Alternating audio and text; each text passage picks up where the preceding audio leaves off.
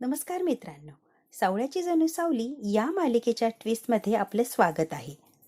आपण आतापर्यंत असं बघितलं की सावलीच्या आयुष्यात खूप सारी संकटं आली आणि ती संकटं जवळजवळ भैरवीमुळेच सगळी आलेली असतात. तरी पण सावलीच्या विठुरायाने ती संकटं सगळी पार केलेली असतात आणि सावलीला प्रत्येक वेळेला यश मिळवून दिलेलं असतं. भैरवी एकटी संकट आणायची तिथपर्यंत ठीक होतं. आता सावलीच्या आयुष्यात तिलोत्तमा आणि भैरवी दोघे मिळून संकट आणत असतात. काहीही करून सावलीला मागं खेचायचं, सावली जे प्रगती करते किंवा जो उच्चांक गाठतीये तो तिला मिळूच नाही यासाठी धडपड धडपड धडपड चाललेली असते. आता मात्र काहीही करायचं आणि सावलीला मागं खेचायचं भैरवी आणि तिलोत्तमाचा उद्देश असतो. विठुराया यांचा हा घाणेरडा उद्देश पूर्ण होऊ देणार का?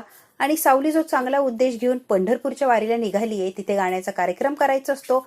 अंध लोकांचं मनशांती करायची असते किंवा त्यांना आनंद मिळेल असं गाणं गायचं असतं, भजनं म्हणायची असतात. हे सगळं चांगलं आणि पुण्याचं काम करण्यासाठी ती चालली पंढरीला. आता पंढरपूरला सावली तर चालली आहे, पण तिलोत्तमा आणि भैरवी तिच्या रस्त्यात आडवं येणार असतात आणि तिचा रस्ता चुरकू देणार नसतात. बघू आता मांजरासारखा आडवं येणारी भैरवी विठुराया कसं येणार समोर आणि भैरवीचा पत्ता कसा कट करणार आणि वेळेत सावली कशी पोहोचणार. विठुरायाच्या रूपाने सारंग येणार आणि सावलीला कसं वेळेत पोहोचवणार हे जर बघायचं असेल ना मित्रांनो, तर बघायला लागणारे व्हिडिओ अगदी शेवटपर्यंत अगदी इंटरेस्टिंग असा होत गेलाय. अगदी शेवटपर्यंत व्हिडिओ बघा आणि व्हिडिओला लाईक, शेअर, सबस्क्राईब नक्की करायचंय. तर मित्रांनो, आत्तापर्यंत आपण असं बघितलेलं असतं, सावली आता पंढरपुराला त्या गाण्याच्या कार्यक्रमासाठी जाणार असते. ती आता गाण्याच्या कार्यक्रमाला निघालेलीच असते, पण जरी निघाली तरी तिने वेळेत पोचू नये यासाठी भैरवी खूप खूप प्रयत्न करत असते.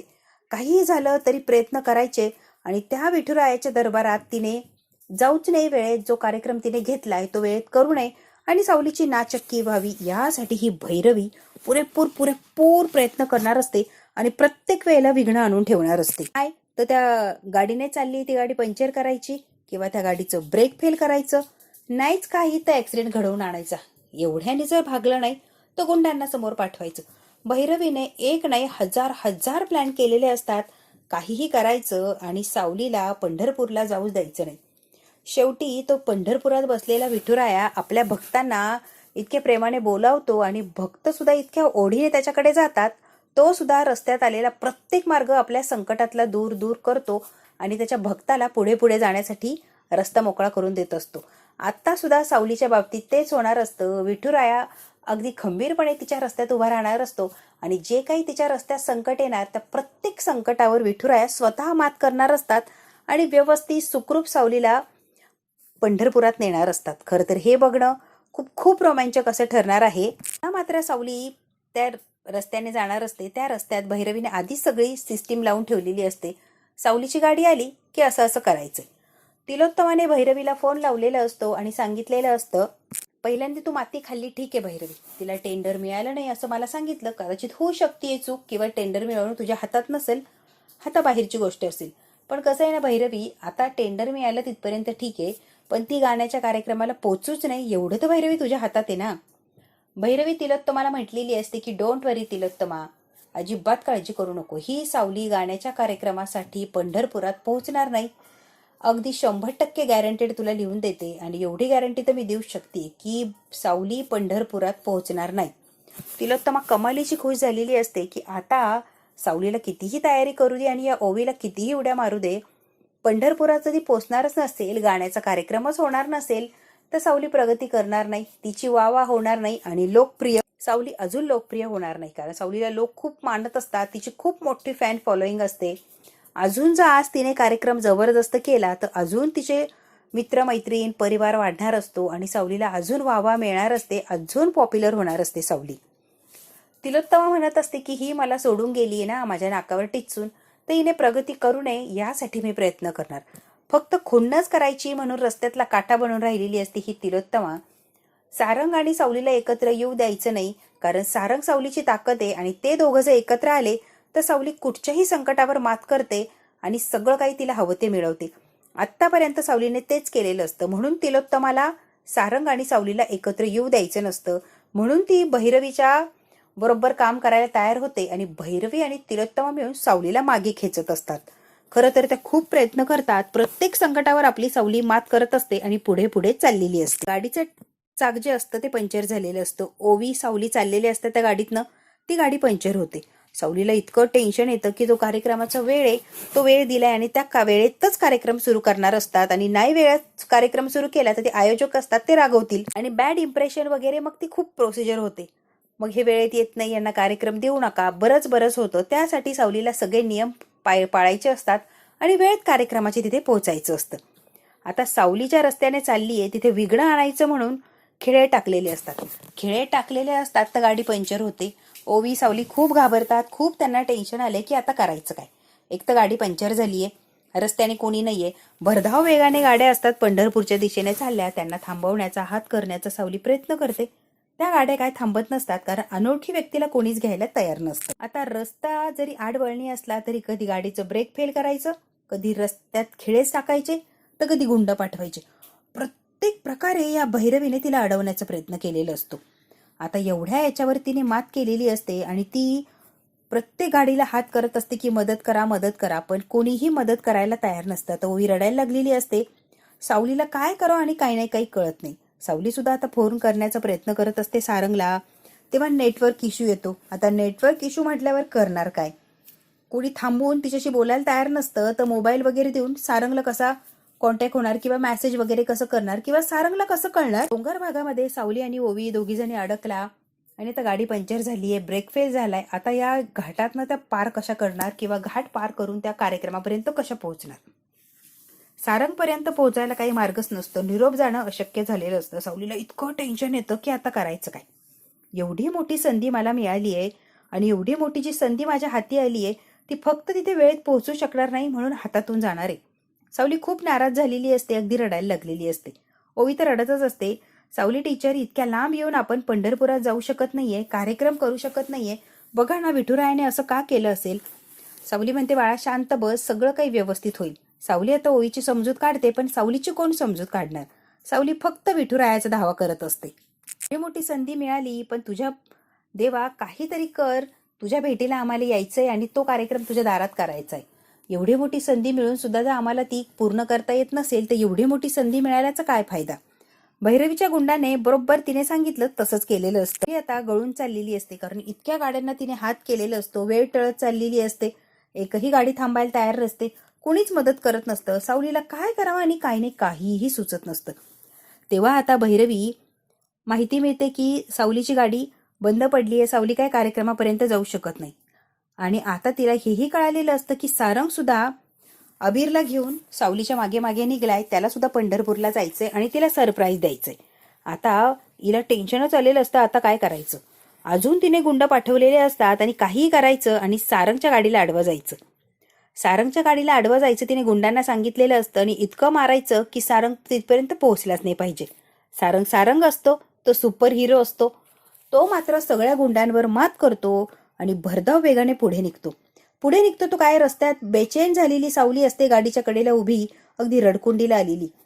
पुढे जाऊन स्पर्धेसाठी उशीर होतोय म्हणून डोक्याला हात लावून उभी राहिलेली सावली सारंगला दिसते.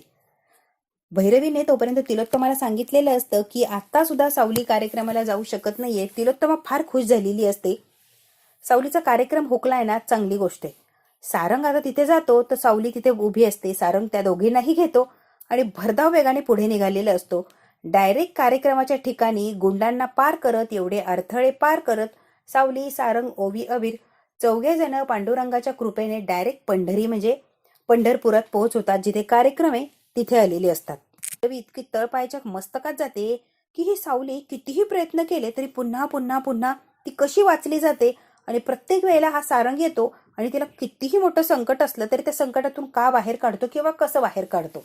सावलीसाठी सारंग खरं तिचा पांडुरंगच आहे, प्रत्येक वेळेला तिला वाचवत असतो. आणि आता सारंगने गाडी इतकी भरधाव वेगाने आणलेली असते, सावली आणि ओवी अगदी वेळेच्या आत त्या कार्यक्रमाची तिथे पोहोचलेले असतात.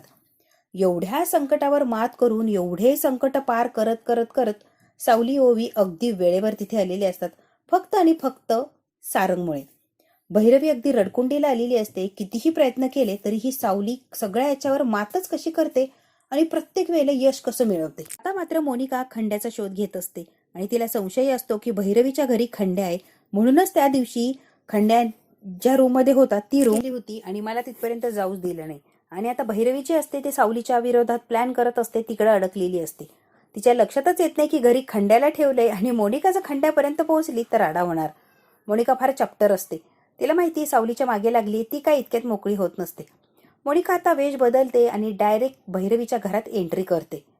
तिला हे जाणून घ्यायचं असतं की या खंड्याने तोंड उघडलं का, त्याला काही कळतंय का, तो माझ्या विरोधात काही सांगेन का, किंवा माझं नाव त्याने मोनिका म्हणून जरी घेतलं तरी या लोकांना माझ्यावर संशय येणार आणि आतापर्यंत सगळं मीच केलंय हे राजकुमारच्या लक्षात येणार. आणि राजकुमार काय मला सोडणार नाही, तो माझा जीव घेणार यात काही शंकाच नाही. खरं तर खंड्याला इतके दिवस मी लपवलं होतं, माझ्या ताब्यात होता आणि आता सुद्धा खंड्याला भेटायला मी आली हे जर राजकुमारला कळालं तर राजकुमार मारून टाकणार यात काही शंकाच नाही. आता ही मोनिका म्हणते हा जर खंड्या जिवंत झाला तर ठीक, नाही जिवंत झाला तर कधी ना कधी तर जिवंत होणार आणि जेव्हा तो शुद्धीत येणार तेव्हा माझं नाव घेणार, मग राजकुमार माझं नरड दाबणार यात काही शंकाच नाही. मोनिकाने विचार केलेला असतो तसाही खंडा काही कामाचा नाहीच आहे, त्याच्यापेक्षा त्याचा गळा दाबून टाकते आणि कायमचं काम तमाम करते. मोनिकाने फार मोठा असा निर्णय घेतलेला असतो की खंड्याला कायमचं संपवायचं. खंड्याला मारण्यासाठी डायरेक्ट बुरखा वगैरे घालून आली असती मोनिका, इतकी हुशार असते ही मोनिका. डायरेक्ट खंड्याला मारायचा प्रयत्न करत असते, त्याचा गळा दाबून त्याला संपवायचं असतं. तर इकडे आता सावली उभी राहिलेली असते कार्यक्रमाला. इतका सुंदर जबरदस्त असा कार्यक्रम झालेला असतो. सगळेजण सावलीचं कौतुक करत असतात, वा वा वा. ओवी आणि सावलीने जबरदस्त असं स्टेज गाजवलेलं असतं. लोक कौतुक करत असतात, ऑटोग्राफ घेण्यासाठी, सेल्फी काढण्यासाठी जवळ जवळ येत असतात. फार कौतुक कौतुक चाललेलं असतं ओवीचं आणि सावलीचं. नको तितकी प्रसिद्धी आता सावलीला मिळायला लागलेली असते आणि जे व्हायला नको अगदी ते आणि तेच होत असतं. तिलोत्तमा आणि भैरवीने सावलीला ही प्रसिद्धी नको, तिला एवढी लोकांची प्रतिसाद, एवढं प्रेम काहीही मिळायला नको म्हणून त्यांनी अथांग असे प्रयत्न केलेले असतात. तरी सुद्धा ते तोंडावर पडलेले असतात. सावलीला यश मिळालेलं असतं आणि सावलीने तो कार्यक्रम उत्तम असा पार पाडलेला असतो. छान अशी ओवीस गायलेली असते आणि सगळ्यांनी कौतुक केलेलं असतं की वा, सावली तर एक नंबर होती, तिची शिष्या सुद्धा तिच्यापेक्षाही भारी आहे. सगळ्यांनी खूप कौतुक केलेलं असतं. आता हे सगळं झालेलं असतं, सेल्फ्या, ऑटोग्राफ, कौतुक समारंभ सगळं काही झालेलं असतं. सगळ्यांची भेट घेऊन सारंग सावली सगळा कार्यक्रम निवांत आटपून आता माघारी निघलेले असतात. तो परतीचा प्रवास. आता माघारी निघतात तो इतका जोराचा पाऊस आलेला असतो, इतका जोराचा पाऊस येतो. आता मात्र सारंग सावलीच्या प्रेमाला रंग भरायला सुरुवात झालेली असते. सारंग आणि सावली नको तितके एकमेकांच्या जवळ यायला लागलेले असतात. सारंग आणि सावली स्वतःला एकमेकांच्या जवळ जाण्यापासून अडवू शकत नसतात, इतके ते एकमेकांच्या प्रेमात अडकलेले असतात. वातावरण इतकं सुंदर रोमॅन्टिक असतं की सगळं त्यांच्या विरोधातच घडलेलं असतं आणि विठुरायाच्या कृपेने सारंग सावली अगदी एकमेकांच्या प्रेमात अडकलेले असतात आणि ते रिअलाइजही होतं की आपण एकमेकांशिवाय राहू शकत नाही आहोत. या सगळ्या गोष्टी तिलोत्तमाला कळालेले असतात. पेपरमध्ये मोठे मोठे फोटो छापून आलेले असतात, बातम्या असतात. जिकडे तिकडे सावली, ओवी, सारंग हे झळकत असतात. परत सारंगचं कुटुंब तयार व्हायला लागलेलं असतं आणि तिलोत्तमाला अगदी तळपायाच्या मस्तकात गेलेली असते. काय करू आणि काय नाही काहीही कळत नसतं. ती आता फोन करते आणि फोनवर म्हणते की हे काय चाललंय. तेव्हा भैरवी म्हणते सॉरी या, परत एकदा मी माती खाल्ली, माझ्या हातात काहीच नाहीये. आता इकडे खंड्याला मारायला आली जी मोनिका आहे ती खंड्याला मारते आणि तिथून पळून जाते. खंड्या मेलाय हे सुद्धा लवकर कळणार नाही अशा पद्धतीने तिने मारलेलं असतं आणि भैरवी आणि राजकुमारला चांगला चकमा दिलेला असतो.